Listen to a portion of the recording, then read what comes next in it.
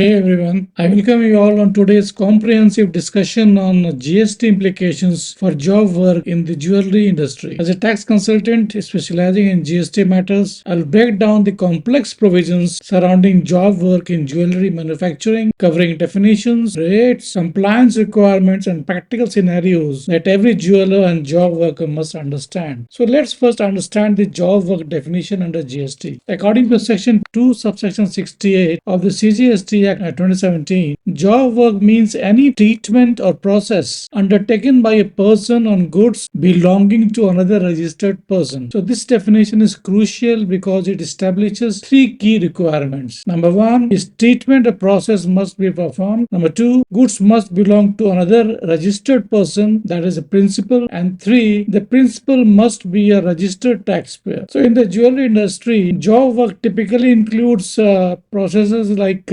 polishing, stone setting, finishing, casting, and detailed craftsmanship performed. So now let us see the GST rates on jewelry job work. So job work on gold, silver, and precious metal jewelry, the GST rate is 5%. If the job work is on cut and on the polished diamonds, the GST rate is 1.5%. So now let us see the special scenarios and rates. So here we'll discuss by means of some examples so that it becomes very clear to you the entire concept of job work and the GST applicable. So let us say the first scenario where a customer provides gold for making. Suppose you have a shop, customer comes to your shop with his gold and he asks you that this is my gold and I want a jewelry to be made, a ring to be made. He gives you the gold. So here, what will be the GST rate applicable? So when an individual customer who is an unregistered person provides gold to a jeweler for making new jewelry, this does not qualify as job work under GST law. Why it does not qualify as job work under GST law? Because the definition of job work requires goods to belong to a registered person. In this case, the person is not a registered person. So the GST rate applicable will be 18% here. Had it been a job work, then the GST rate would have been 5%. But since it is not a job work, the GST rate applicable here is 18%. So now let us have a look at the second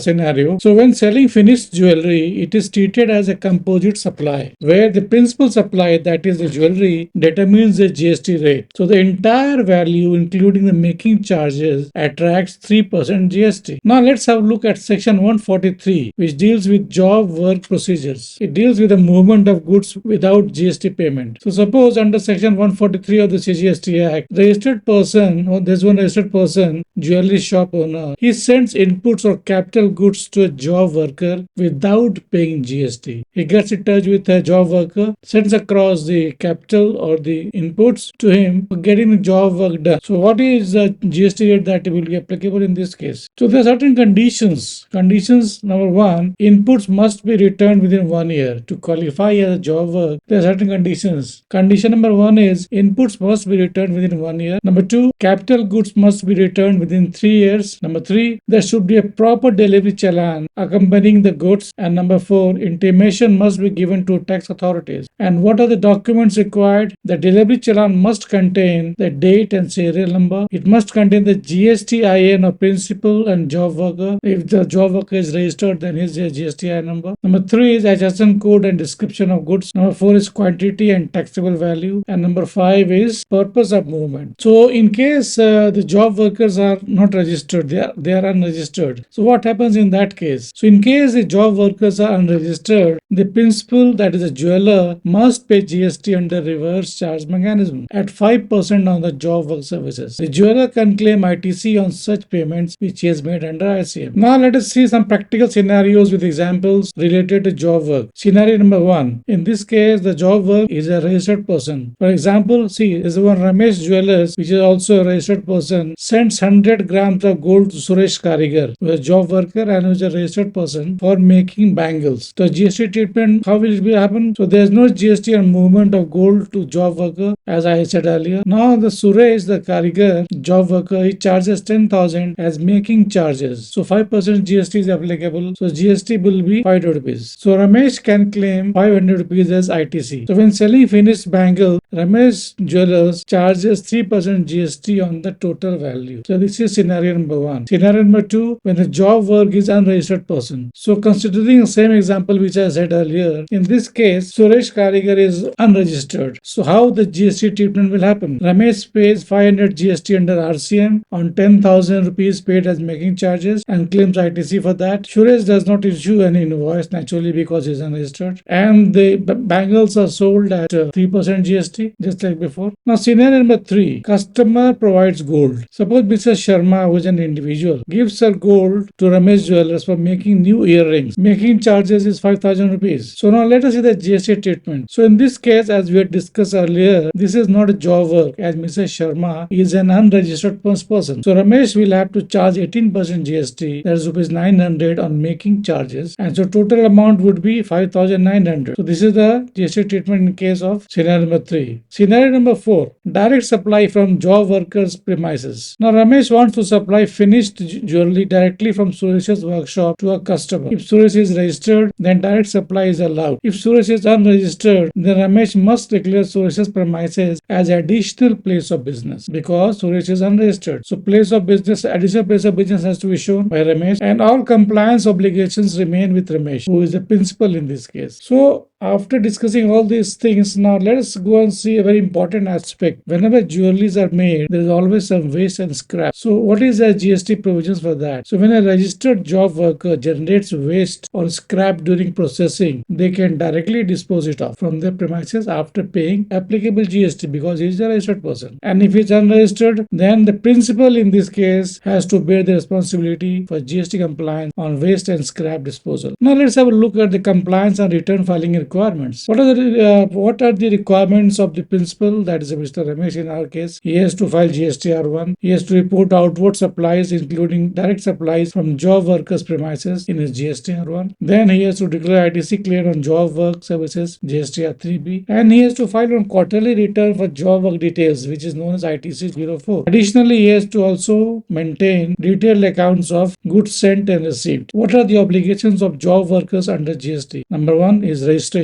If turnover exceeds the threshold 40 lakhs, then it is mandatory. Invoice issuance, tax invoices for the services rendered to registered principals, and he has to also file a regular GST returns. Suppose there is a scenario wherein inputs sent for job work are not returned within the prescribed time limit. That inputs are not returned within 1 year and capital goods are not returned within 3 years. In this case, it is treated as deemed supply on the original date of sending. E-way bill requirements for transportation of gold and precious metals valued at rupees 2 lakh or more. E-way bill is a mandatory as per notification number CGST 38 of 2023. So this was all about GST applications on job work. If you like this value, then please hit the like button. If you have not subscribed to the channel as yet, please do so. It's my humble request. Any queries if you have, you can share it with me in the comment box and I will definitely come back to you and try to resolve your queries. Thank you so much for watching. Stay tuned for the next video.